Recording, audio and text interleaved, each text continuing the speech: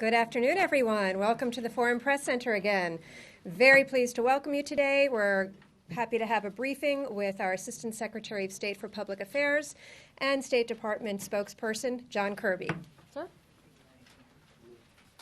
Thank you, Warner. Hey, everybody, how y'all doing? All right, I haven't been able to make it over here before, so I'm really glad to be here. There is, as you know better than I do, there's a lot going on in the world, and Secretary Kerry remains heavily engaged in all kinds of issues. I'm sure some of those issues are issues that you're going to want to talk about, and I'm more than happy to talk about them with you.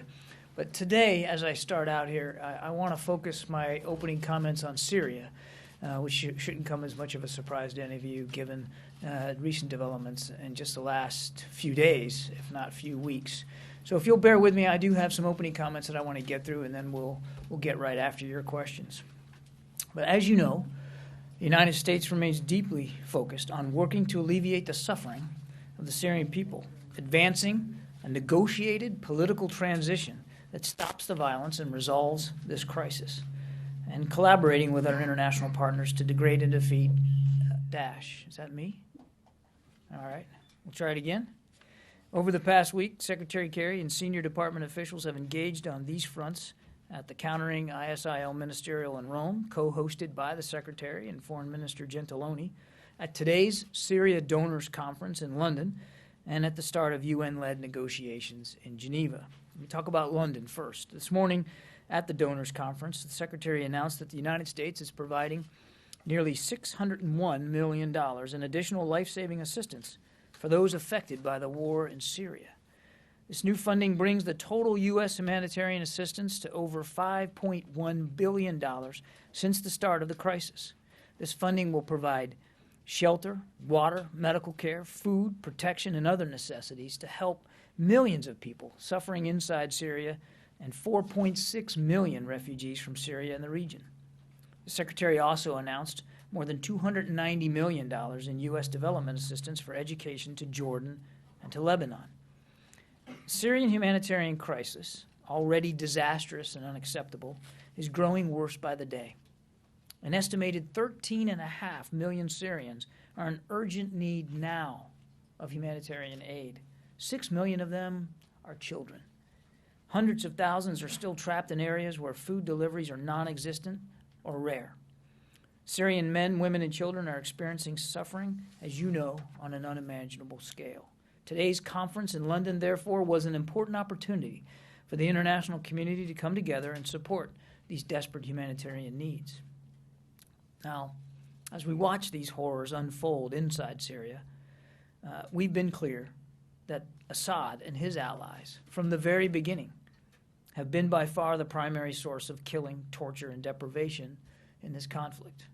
We remain determined to stop this suffering by working closely with the international community to reach a political transition that stops the fighting and leads to an inclusive future with a government that can restore security and stability and that is responsive to the needs of the Syrian people. Nobody should be forced to choose between a dictator and being plagued by terrorists. So our challenge remains creating the conditions through which an alternative can emerge. To that end, we fully support the UN-sponsored negotiations, which have intended to focus on various aspects of a transition, a ceasefire, confidence-building measures as well. The parties came to Geneva, as you know, last week, an important step. As Secretary Kerry said today in London, UN Special Envoy Staffan de Mistura has temporarily paused these talks to try to resolve some of the issues regarding the next steps. We support his decision to pause these talks, and we support very much his stated intention to resume these talks as soon as possible, certainly before the end of February. We never expected this process to be easy. We knew it was going to be hard. We knew it was going to be complicated. We knew that there would be remaining pockets of differing opinions that would have to be dealt with and have to be worked out. That's why it's important, we think, to get these talks resumed as soon as possible. Now in Geneva, U.S. Special Envoy for Syria, Michael Ratney, led the U.S. delegation in support of Mr. de Mistura's efforts. He met regularly with the UN team as well as with leadership and members of the Syrian opposition's high negotiations committee, including Dr. Hijab. Special Envoy Ratney emphasized the need for all parties to engage seriously in the negotiating process to achieve this political transition and the nationwide ceasefire that is obviously called for in UN Security Council Resolution 2254. He also acknowledged, of course, the High Negotiation Committee's concerns, including the terrible humanitarian situation and the urgent need for full, immediate, and sustained access of this humanitarian aid to all Syrians. Now, we continue to push for the implementation of full humanitarian access to all those besieged areas now, today, the vast majority of which are besieged by the Assad regime, independent, and we want this access to be independent of the political negotiations or a ceasefire. We understand and we share the opposition's strong beliefs that the Assad regime must stop blocking food and humanitarian assistance from reaching those in urgent need and stop barrel bombing the Syrian people. As Secretary Kerry indicated in his statement last night, which I'm sure many of you saw, the continued assault by Syrian regime forces, aided by Russian airstrikes against opposition-held areas, as well as regime and allied militias' continued besiegement of hundreds of thousands of civilians, have clearly signaled the intention to seek a military solution rather than a political one. Now, let me be clear, and we've said this before, there is no military solution to the conflict in Syria. So we continue to call upon Russia to use its influence with the Assad regime to push for full and immediate, sustained humanitarian access to all Syrians in need.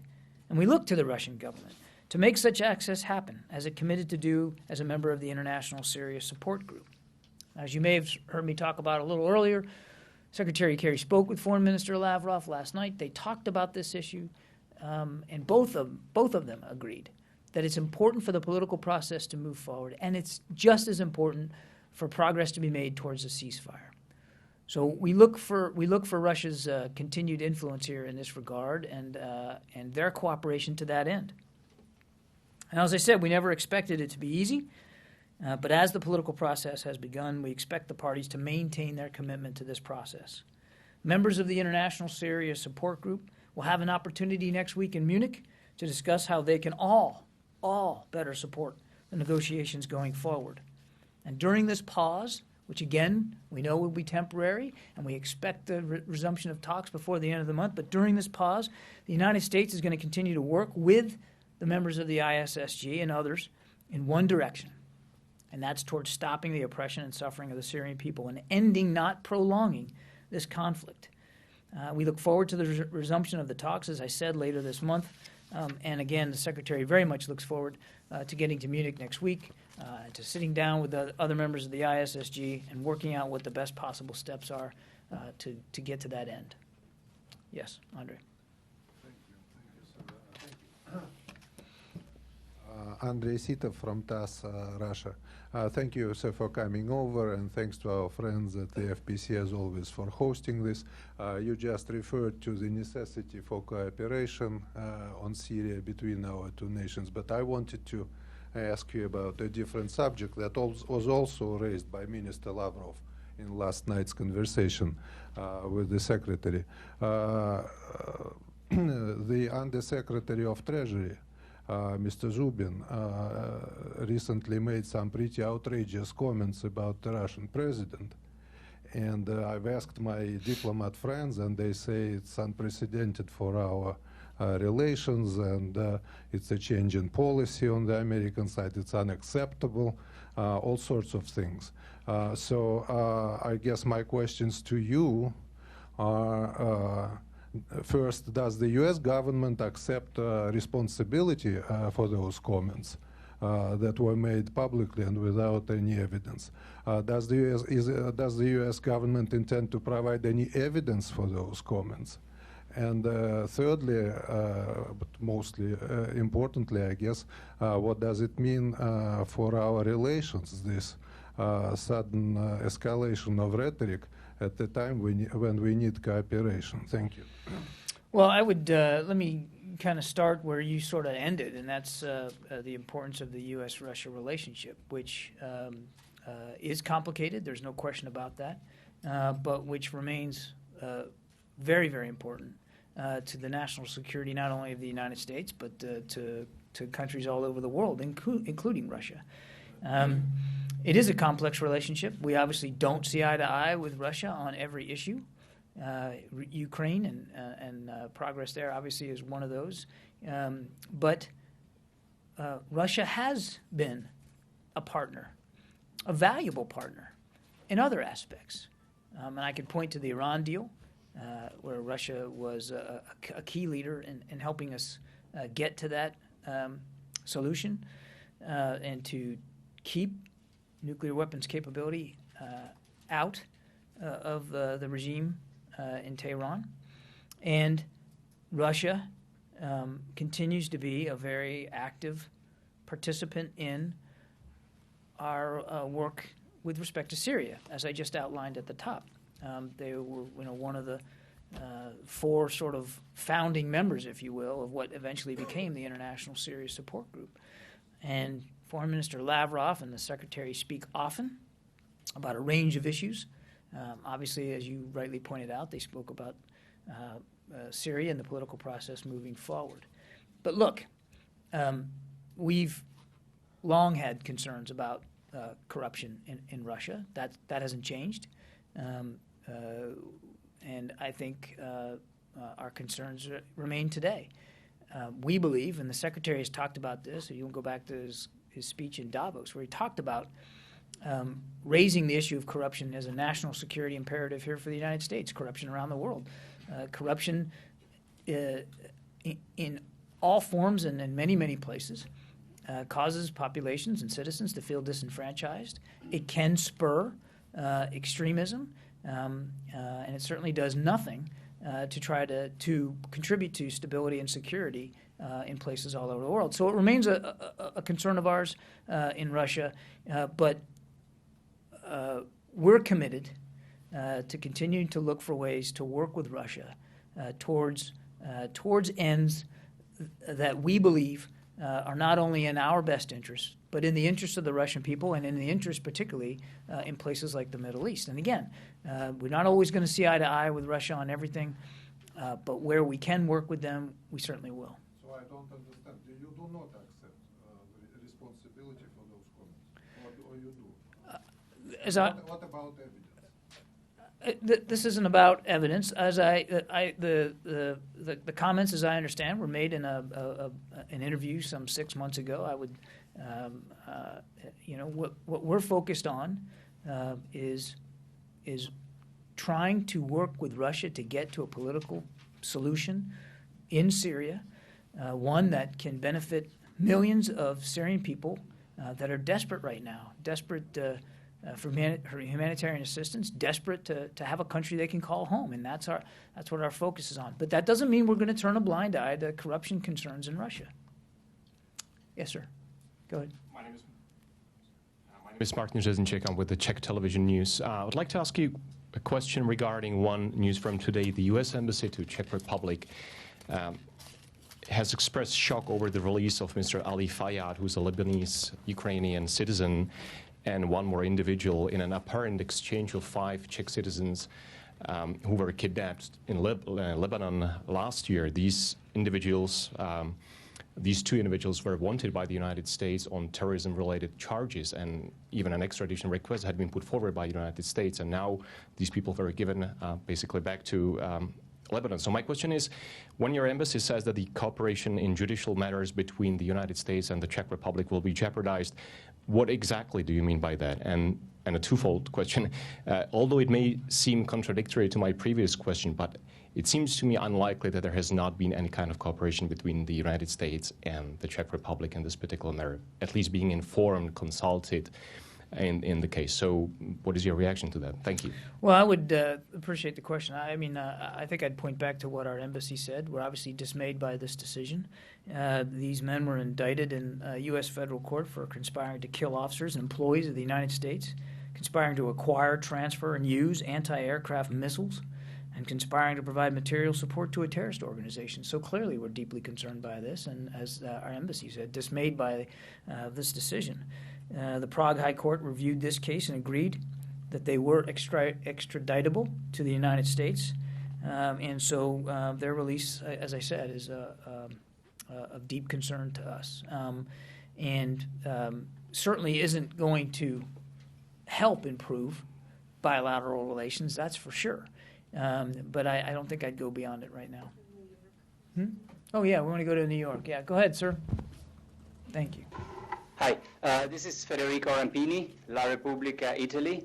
The President of Italy is visiting Washington this weekend, and on Monday morning he will meet President Obama. Syria and Libya will top the agenda of that meeting. So my question is about Libya because of the special historical responsibilities of Italy in that area. So in the fight against Daesh in Libya, are there any additional commitments on the part of Italy, diplomatic, political, military commitments that are wished, that could be useful together with other allies, the United States, other member of NATO in that area? It's a great question. As I said, I think at the outset, the Secretary was just in Rome, where he co-hosted a meeting with Foreign Minister Gentiloni to discuss ongoing efforts against Daesh, to continue to look for ways to degrade and destroy their capabilities. And they certainly talked about Libya. And the growth of Daesh in Libya remains a concern for us. It has for quite some time. We've been watching this group aspire to have a stronger foothold in Libya now for many, many months, almost a year. So it obviously remains a focus area of us. As for additional contributions, I mean, look, every nation in the coalition has to make these decisions for themselves. These are sovereign nation-state decisions. It is a coalition of 66 countries now with Afghanistan on board. And every nation contributes what they can, where they can, and how much they can. It's a coalition of the willing, and that's what it needs to continue to be. So the United States isn't about browbeating for certain capabilities, but we have said publicly and privately to every member of the coalition that we're going to intensify our efforts across all our lines of effort, not just the military lines of effort which get all the headlines, but all of them. And we'd like other countries to do the same. But each country has to obviously has to speak for themselves. Now, Italy has been already a tremendous contributor to the effort. The Carabinieri are an extremely professional force, and this is just one example, of course. But they've lent the strength of their knowledge and their capabilities to help train Iraqi security forces, and we're grateful for that. And you know, we obviously would welcome additional contributions, but again, those are decisions that only Italian leaders can make. I would just like to end on this by saying we're grateful for the leadership that Italy has shown. We're grateful for them hosting this meeting in Rome to focus on Daesh so specifically, and with an eye towards their continued aspirational growth there in Libya. Yeah. Thank you, Mr. Kirby. Thank you. Dong Huiyu with China Review News Agency of Hong Kong. It was reported by Reuters yesterday that the United States is open to the possibility of naval patrols with Philippines in the South China Sea. Would you like to confirm that report? If it comes true, are you concerned that this action may not be consistent with the U.S. stance that U.S. take no position on the sovereignty issue in the South China Sea? I think, thanks for the question. There's a couple of issues there. You're right. We don't take a position on the individual claims in the South China Sea. However, we do take a position on coercion, which is to say we don't want to see nations coerced one way or the other into accepting some outcome of these disputes. We'd like to see these disputes settled bilaterally and through international norms as appropriate. So you're right, we don't take a position. That said, we also have an obligation. And I don't want to delve too much into military activities. I'm no longer in uniform. But we have an obligation to protect freedom of navigation and to foster freedom of navigation anywhere around the world. And as our Secretary of Defense has made clear, that the U.S. military will sail, fly, and operate in accordance with international law where they deem fit and where they must. So you're going to continue to see the United States Navy in particular exercise the right of freedom of navigation all over the place, but certainly in areas in the Asia-Pacific theater. No question about that. As for joint patrols with the Philippines, which is, I think, your specific question, I wouldn't speak to potential future military operations one way or the other. The Philippines, obviously a close friend and an ally, and it is not uncommon for our two militaries to operate together in all the domains, not just maritime, but air and ground. And we have a relationship and we have capabilities that we want to continue to try to improve, and cooperation that should be enhanced. I wouldn't get ahead of any specific decisions. I don't believe that the comment you're referring to, I think our ambassador was very careful to say that he also wasn't going to speculate one way or the other about future joint patrols, but was rather stating a more broad issue of U.S.-Philippine cooperation and a strong military-to-military relationship that we want to preserve. Okay. Ma'am. I'll go to you, and then I'll go back in the room. Oh, you showed up over here, huh? All right. Good to see you. Thank you very much. Very nice, Mr. Kirby, to meet you here again. Jennifer Chen, reporter with Shenzhen Media Group. Firstly, I would like to know, is there any consideration or desire from U.S. perspective to establish a stable and mutually accepted mechanism this year on South China Sea with China to maintain the freedom of navigation for reducing the recent tensions and possible uncertainties from the U.S. election, which may bring next year?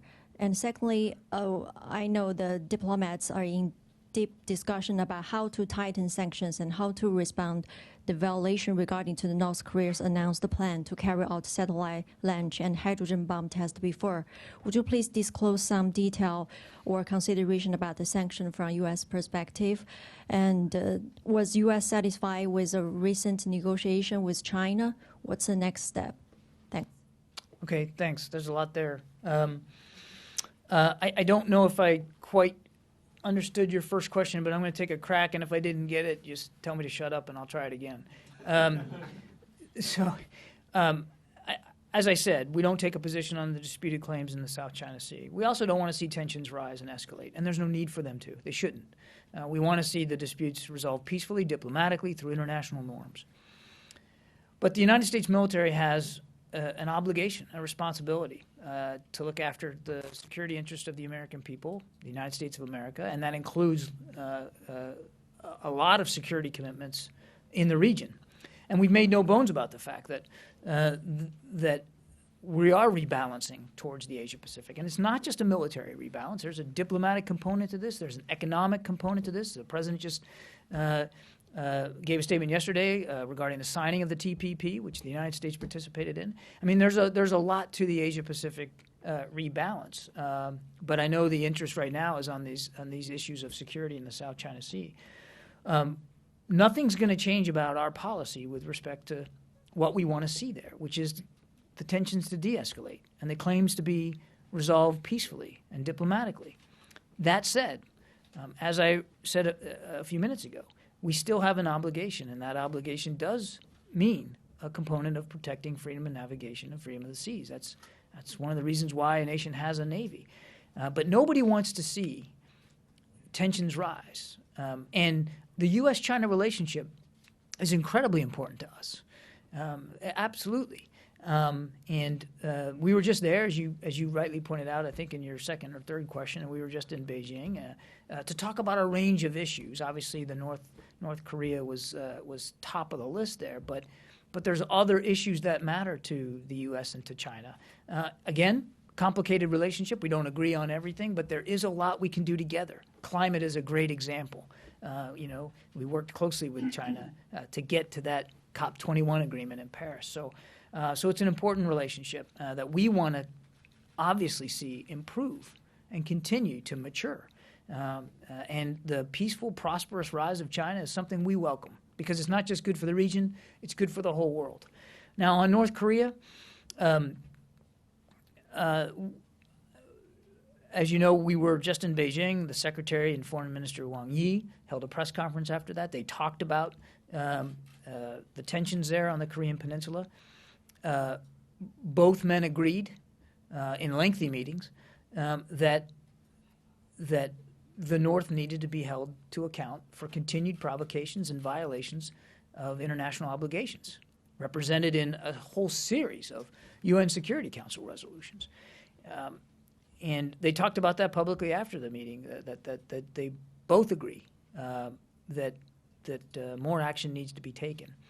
What we would like to see, and I can't speak for the Chinese, but I can tell you that there was general agreement that we'd all like to see a strong international consensus here, that to hold the North to account for these continued destabilizing activities, and specifically with respect to this test in early January. I won't speak for the specifics of what those measures ought to be. Obviously, sanctions are one such measure, and we are pursuing in the UN the possible development of additional tougher sanctions. That's just one piece of it. Obviously, you have to have tougher measures, but you also have to have good, strong enforcement of those measures. And in the past, quite frankly, the enforcement of past resolutions and measures hasn't necessarily been evenly applied, and that's been a challenge. We believe that as a strong leader in the Asia-Pacific region and as a nation that borders the North, China has a unique role to play, has unique leadership that it can exert and influence that it can bring to bear. And as we've said before, we'd like to see them exert that leadership and to bring to bear that influence on the North, to try to alter the behavior of this very unpredictable young man. It behooves everybody in the region, not least of all China, to try to get this kind of behavior and this kind of conduct to stop, because it's doing nothing to stabilize an already very tense peninsula, and it's certainly doing nothing to put food in the mouths of the North Korean people. Instead of spending money on dangerous military capabilities, imagine what that could be. That those resources could be used to actually look after the North Korean people, who obviously have significant need. So we look forward to continuing the conversation with China on this, and but bilaterally, but also multilaterally through the UN. And again, the United States very much favors a strong international consensus represented through the UN to hold the North to account. Okay? Back here? Go ahead.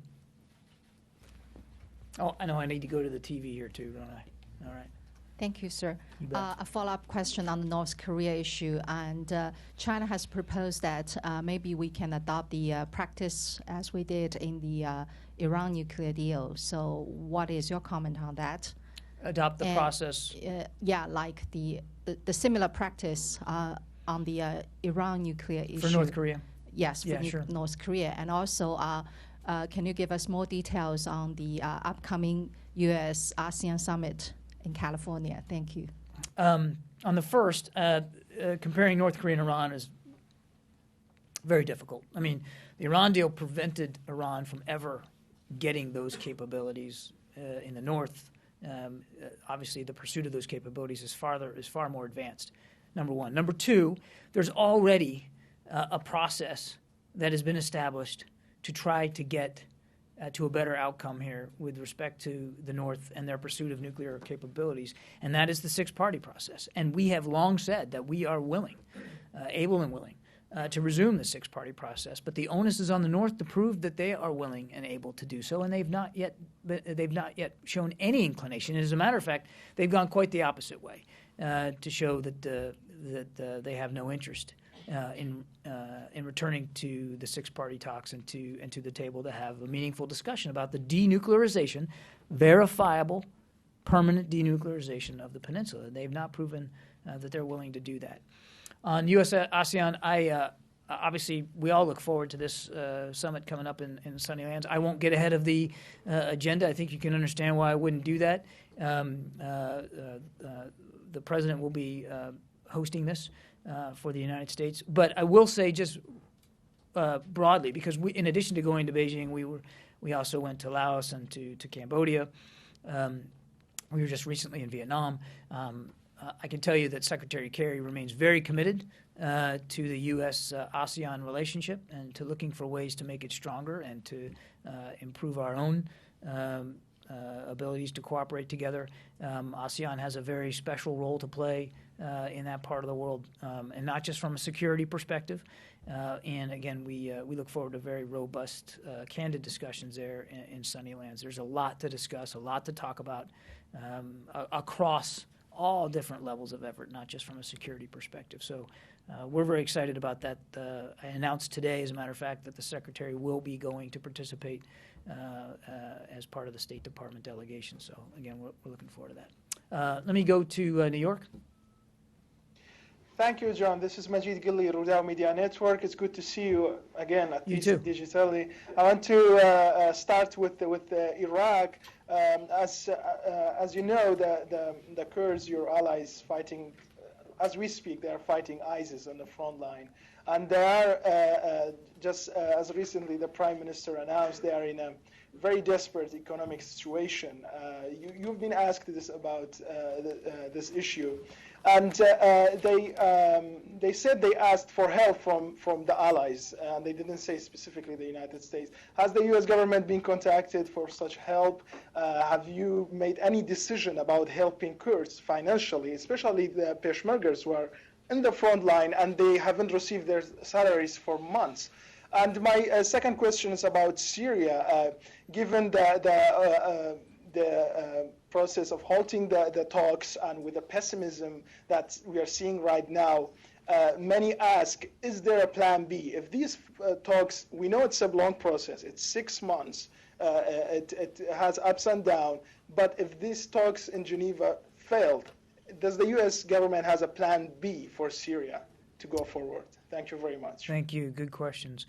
So look, we obviously recognize that Iraq, including the Kurdistan region, is suffering under a heavy economic burden as they continue to fight Daesh inside Iraq, and during a time, quite frankly, of low oil prices. We recognize that. We're going to continue to assess how to help Iraq shore up its economy, and we're committed to assisting Iraq in its mission against Daesh. I don't have any specific decisions or announcements to make today, but obviously we're mindful of this, of this burden that's been placed on the Iraqi government, and we're going to continue to work with them to try to assess the best way forward. On Syria, again, I want to remind that the talks didn't fail. They've been paused. We expect them to be resumed before the end of the month. The next ways forward will obviously be a key focus of the meeting of the International Syria Support Group in Munich on the 11th. And the Secretary is very much looking forward to getting over there to having those discussions, where they will discuss what happened in Geneva this week. They'll discuss the prospects for a ceasefire, which we all want to see happen now. And they certainly are going to discuss the issue of humanitarian aid and assistance. Again, the Secretary announced a major new contribution by the United States today, but we're going to look to the ISSG to see what additional measures may be taken by the international community with respect to humanitarian assistance. So there's a lot of work to do. But it is important, to your question about Plan A, Plan B, what needs to happen is a political solution to this conflict, not a military one. And what we want to see is every member of the ISSG, which signed up to the 2 Vienna communiques and signed up to the UN Security Council Resolution 2254, which codifies that process and validates the need for a political solution to include a ceasefire. We want to see everybody who signed up to that honor their commitments. That's the way forward here. It's not about Plan B, Plan C, Plan D. What needs to happen is everybody who's made these international commitments, these very serious commitments, needs to honor them. And that's the best way forward, and that's how you get to an honest political transition. The second thing I would say to you is, and this kind of gets to your question about whether you have an alternate or not, nobody's under any illusion, and never has been from the beginning, that this was going to be easy. We knew it was going to be hard from the very beginning. And we knew that there were, and there continue to be, as we speak today, differences of opinions about how that political process ought to look and how it should go forward. The issue of Assad and when he goes and what role he plays in the transition. Hasn't been resolved yet. Obviously, we called for a ceasefire. There's a ceasefire called for in the UN resolution. We don't have a ceasefire yet. So there's a lot of work to be done. And frankly, one of the reasons why Staffan de Mistura had to call for a pause was because it was difficult, and we understand why, difficult for the opposition to be able to conduct even proximity talks with the regime while their own people are getting bombed and innocent civilians are being hurt. So it's not about finding an alternative. It's about making the choices and the decisions and the commitments that everybody signed up to work. And that's where the Secretary's focus is going to be next week in Munich. Did that answer your question? You look like you have another one. Just want to make sure that I understood you correctly. You're saying there is no alternative for this process in the political process overall. The whole process is built around alternatives. That's the idea, and choices. And we want all the parties involved to make the right choices. And those choices are in many ways codified in the international commitments made through 2 communiques and the UN Security Council resolution. The other thing I would say is we're mindful that other parties have influence over other parties. So we want, as I said at the outset, we want Russia to use its influence on the Assad regime to the right end, which is to stop barrel bombing people, to stop killing opposition members, to stop the indiscriminate killing of civilians, and to allow for humanitarian access to get to the people in need. We want Iran to use its influence in Syria towards those same ends. And we recognize that there are other states, members of the ISSG, which have influence over some of the opposition in Syria. And we want them to use that influence to keep the opposition willing, and we're glad we were encouraged by them coming to Geneva. We want to see other parties use their influence to continue to encourage positive opposition participation in this process. So there are lots of choices that have to be made. And what we're trying to do, what the Secretary is trying to do, is to encourage the right choices to be made, to the right commitments to be honored. Okay, back here. Yes, sir. Hi, my name is Lauri Tankler. I'm with the Estonian Public Broadcasting. I have a question about Europe and the U.S. relations with Russia. And it's about it's more of a question of legacy, since there's going to be presidential elections coming up this fall. Is there any way that the U.S. is or this current administration is trying to put the sanctions regime that's already in place to put it, make it last beyond this current administration? What sanctions regime are we talking about? Against Russia on regarding the Ukraine and Crimea, or is it something that is a question of mandate, that when the people, for example, want to elect President Donald Trump, who wants to get rid of the sanctions regime, it's about the question of mandate. It's the same question about the European Reassurance Initiative, the 4-fold increase in the funding. How can you make sure that it's going to last beyond the current administration, the current presidency, and the Secretary of State who's in there right now?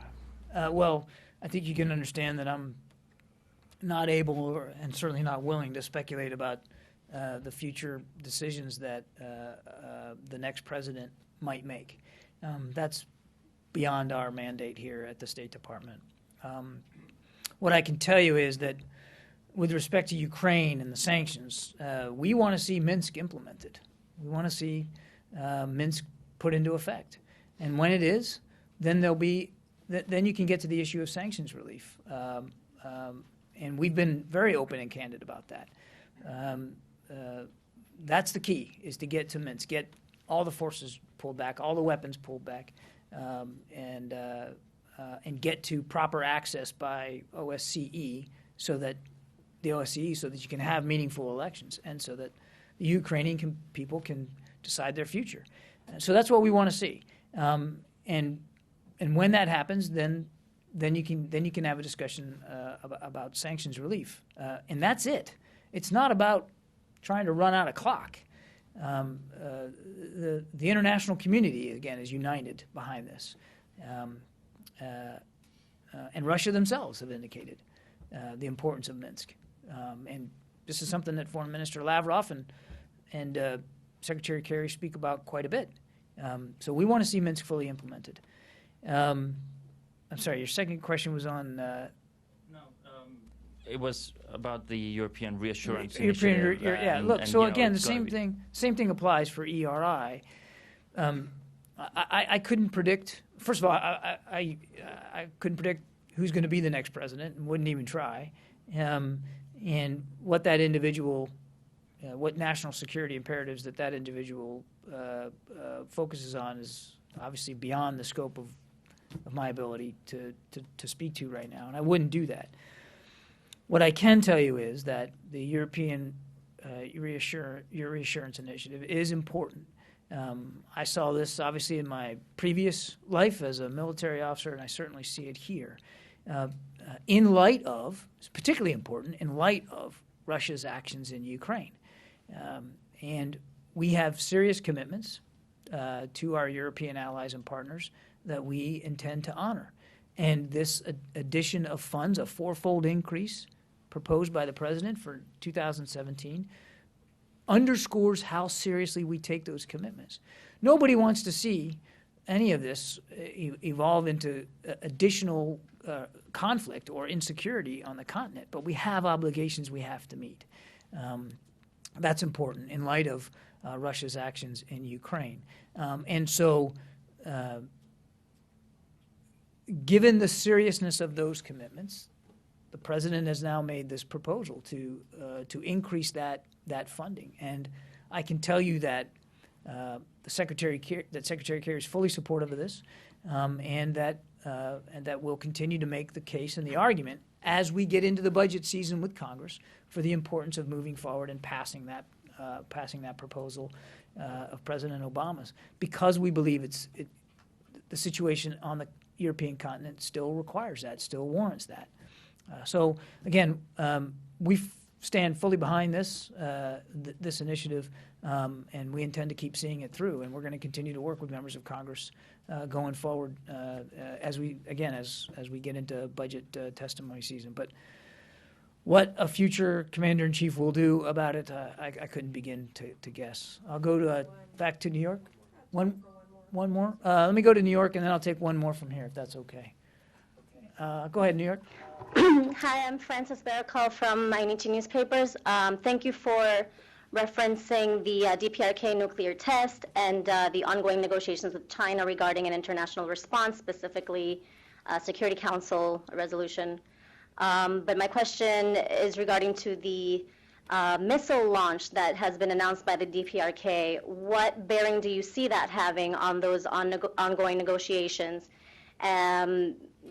Intuitively, one would think that it would accelerate things before it was sort of talked of that we would see some sort of product from the Council before the Chinese New Year, and now the talk has shifted to after the Chinese New Year. So does that have anything to do with that announced missile launch, or what can you say in regards to Sure. what that No, I think announcement? I think I get the gist of it, the announcement, and whether that's had what effect that may have had on discussions inside the UN with respect to additional measures against the North. So we've seen they've announced that they're going to do this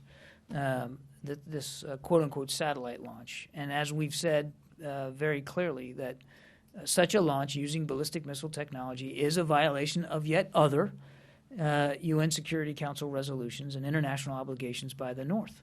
But all we've seen is an announcement to do it. And I certainly wouldn't get ahead of that right now. We're obviously going to be watching this very, very closely, as are so many of our friends and partners in the region. And certainly we don't want to see this move forward. I can't predict what additional urgency or additional actions might result from the UN as a result of as a result of a launch, if they in fact conduct it. But clearly, that's a discussion that I can assure you international leaders will want to have if such a launch takes place, because it will be, again, a violation of, as I understand it, several UN Security Council resolutions with respect to ballistic missile technology. The effect that the announcement had or didn't have on the sense of urgency everybody feels over the nuclear test, I would say that sense of urgency hasn't necessarily been changed by this announcement. Again, it's just an announcement right now at this point. There was already a heightened sense of urgency and concern about the January 6th nuclear test, enough that there have been already serious discussions and deliberations at the UN, enough that it was without question the top agenda item when the Secretary visited Beijing last week. So there's already a lot of movement going forward on that, and I don't know that this announcement has changed that momentum in any significant way. It certainly, however, underscores the importance for a united international consensus to deal with the provocative behavior of Kim Jong-un and the North. I got time for one more. I'm going to go back there. You right there. Yep, you. Where was it? Nope, this guy right here. Excuse me. The guy without the tie. Thank you, sir. Thank you very much. So this is Jahan Saib Ali from Airway News TV, Pakistan. Yeah. So first, it's about the peace processes in Afghanistan. It seems that every effort by the international community is not working, as Taliban continue to kill the civilians and the security officials there. I mean, what it feels that every country has its own agenda. I mean, Pakistan, China, Russia, Iran, India, whatever. They're working for their own interest, not for the interest of Afghan nation. So it looks that the peace process seems to be failed. I mean, do you have some other plans? If you asked me this question the other day. It's the same question. No, that's not the same question, sir. That's a different one. It's a different one. All right. Well, see, now I'm going to have to take one more. So, but let me. No, hang on a second. I'm gonna answer him. I'm going to answer him, and then I'll come up here. Okay. So we talked about this the other day. We still believe in the importance of an Afghan-led reconciliation process, right?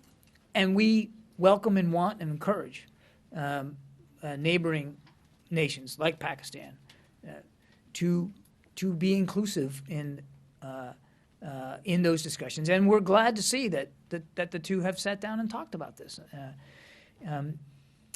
Nobody's under any illusion how difficult that's going to be.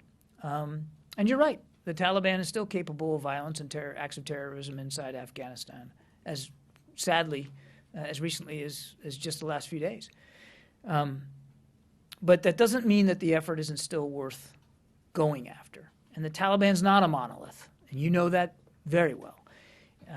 We recognize that there's going to be elements of the Taliban that are still capable of these acts of violence, but we still believe that it's important to move forward, because the Afghan people deserve that. They deserve peace. They've been at war for, 3 decades? They deserve a better future. And we continue to believe that reconciliation is a step in the path towards that future. And we support the efforts of President Ghani and Chief Executive Officer Abdullah in their united effort to get there. But you called it failed. And, if you're saying, well, we haven't gotten it done yet, then okay, I recognize that it's not done yet. But I don't think anybody's given up on the effort or the importance of it. And the United States will remain committed to seeing that through, and to supporting President Ghani and Chief Executive Abdullah as they work on that. And that's one of the reasons why.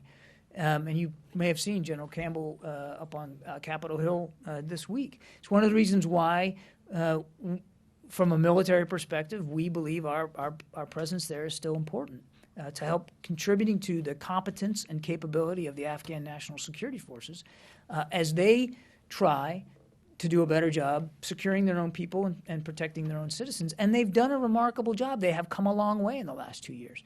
What we want to see for our part, the United States, I'm speaking now for the State Department, is we want to see the relationship with Afghanistan become more normalized. It so far has been since 2002, 2003. It's been our relationship with Afghanistan has largely been on the security vector, understandably so. But it's now time to migrate that relationship to a more normal footing, and that is reflective of the progress that Afghanistan has made. Nobody says it's not still a dangerous place. We know it is. And again, recent events bear that out. but we believe that there is a potential for a peaceful, prosperous future here for Afghanistan. We believe that a component of that is maintaining support to the NATO mission there as we continue to improve the capability of Afghan national security forces and go after terrorism there in Afghanistan, as well as supporting in word and in deed the political process of reconciliation. It's got to go hand in hand. The United States is 100% committed to that. I'll go up here. You? Go ahead.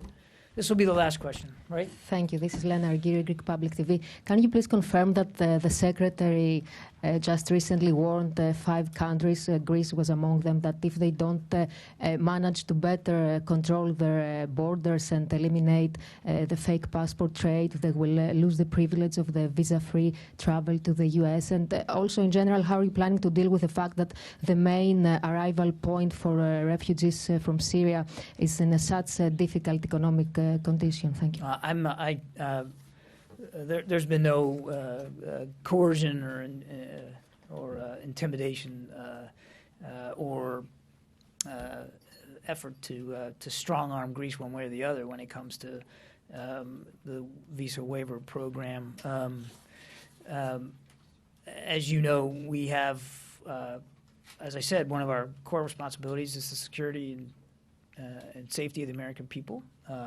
The visa waiver program serves a purpose, but there has to be a balance. We're going to continue. We have to execute the law, and we will. We're going to continue to work with Congress in terms of the actual implementation of the steps. And we've said that we understand the role Greece is playing by dint of its geography in handling or having to handle the flow of refugees.